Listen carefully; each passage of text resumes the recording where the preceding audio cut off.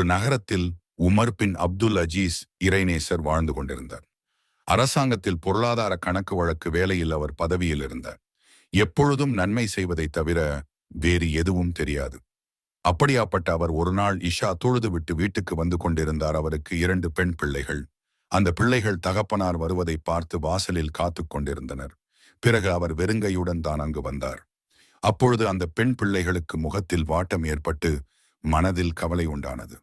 அந்த பெண் பிள்ளைகள் 2 பிள்ளைகளும் அந்த பெண் பிள்ளைகள் இருவரும் என்றுமில்லாமல் 2 கைகளை வைத்து வாயை மூடியிருந்தார்கள். என்ன விஷயம், ஏன் இப்படி நிற்கிறீர்கள் என்று உமர் இப்னு அப்துல் அஜீஸ் அவர்கள் கேட்டார்கள். 2 பிள்ளைகளும் அவர்கள் கேட்பதற்கு பதில் சொல்லாமல் அப்படியே நின்று கொண்டிருந்தார்கள். அப்பொழுது உமர் இப்னு அப்துல் அஜீஸ் அவர்களுடைய மனைவி பதில் சொல்ல ஆரம்பித்தார். வீட்டில் உண்ணுவதற்கு எந்த ஒரு உணவும் கிடையாது. நாம் 2 குழந்தைகளும் பசியின் கொடுமை தாங்காமல் ஒரு வெங்காயத்தை எடுத்து சாப்பிட்டு விட்டனர். வெங்காயத்தினுடைய துருவாடை உங்களுக்கு பிடிக்காது என்று அவர்கள் கையை வாயில் வைத்து மூடிக்கொண்டனர். உமர் பின் அப்துல் அஜீஸ் அவர்களுக்கு மனம் பதறியது. தம் குழந்தைகளை பற்றி கவலைப்பட்டு கண்கள் 2ம் சிவந்தது. அப்பொழுது தனது பிள்ளைகளை பார்த்து அப்துல் அஜீஸ் அவர்கள் கூறுகிறார்கள், என் மக்களே, என்னால் உங்களுக்கு முன் உண்பதற்கு விலை உயர்ந்த உணவுகளையும் அதிக மதுரமான பானங்களையும் என்னால் உங்களுக்கு கொடுக்க முடியும். அதற்கு பதிலாக உங்களுடைய அன்பு தந்தையே நரகத்தில் பார்ப்பதற்கு உங்களுக்கு சம்மதமா என்று கேட்டார்கள்.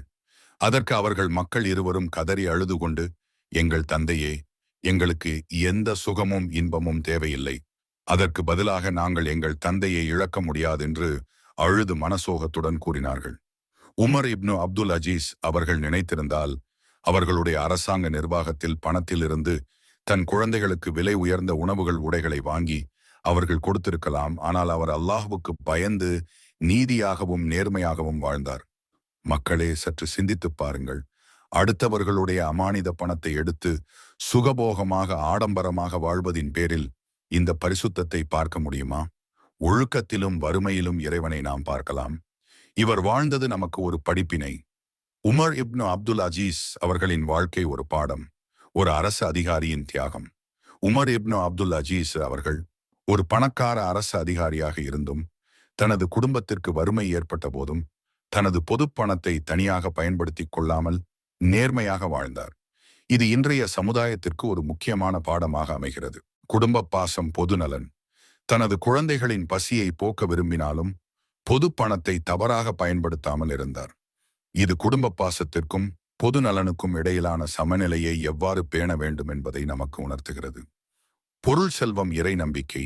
பணம் இருந்தும் அதை விட இறை நம்பிக்கையை முக்கியமாக கருதினார். இது பொருள் செல்வத்தை விட இறை நம்பிக்கையே உண்மையான செல்வம் என்பதை நமக்கு உணர்த்துகிறது. நேர்மை ஊழல். தனது அதிகாரத்தை தவறாக பயன்படுத்தாமல் நேர்மையாக வாழ்ந்தார்.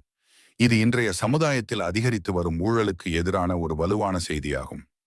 நாம் கற்றுக்கொள்ள வேண்டியவை: பொது நலன், பொது பணத்தை நேர்மையாக பயன்படுத்த வேண்டும். இறை நம்பிக்கை, பொருள் செல்வத்தை விட இறை நம்பிக்கையே முக்கியம். நேர்மை, எந்த சூழ்நிலையிலும் நேர்மையாக இருக்க வேண்டும். தியாகம், தனது சொந்த நலனை விட பொது நலனை முக்கியமாக கருத வேண்டும். உமர் இப்னு அப்துல் அஜீஸ் அவர்களின் வாழ்க்கை நாம் எப்படி ஒரு நல்ல குடிமகனாக வாழ வேண்டும் என்பதற்கான ஒரு முழுமையான பாடமாக அமைகிறது.